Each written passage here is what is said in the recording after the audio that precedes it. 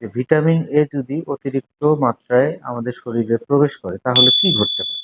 Vitamin A আমরা জানি যে চোখের দৃষ্টিশক্তির জন্য অত্যন্ত কার্যকর এবং গুরুত্বপূর্ণ একটি ভিটামিন। সাথে আমাদের ত্বকের বহুবিধ কাজ এই ভিটামিন এ করে থাকে। যদি অতিরিক্ত হয়ে যায় তখন কি ঘটে? তখন আমাদের জিআইটি আপসেট বলি আমরা, অর্থাৎ খাওয়ায় রুচি কমে যাবে, পেট ব্যথা করবে, ডায়রিয়া বা পাতলা পায়খানা দেখা দিতে পারে ক্রনিক আকারে। হাড়গুলোতে ব্যথা তৈরি হতে পারে, হাড় এবং জয়েন্ট। মাথা ব্যথা হতে পারে, কারণ মাথায় ইন্ট্রাক্রেনিয়াল প্রেশারটা বৃদ্ধি পায়। এইভাবে মাথা ব্যথা তৈরি করতে পারে। আর আমরা যদি এক্স-রে করে দেখি তখন দেখা যাবে হাড়ের আমাদের যে লম্বা হাড়গুলো আছে ফিমার, টিবিয়া, এই হাড়গুলোর এক সাইডে উপরে অথবা নিচের সাইডে অতিরিক্ত ক্যালসিয়াম জমে যায়। এই জায়গাটাতে ভিটামিন এর কারণে হাইপার ক্যালসিনোসিস ডেভেলপ করে ব্যথাটা তৈরি হয়।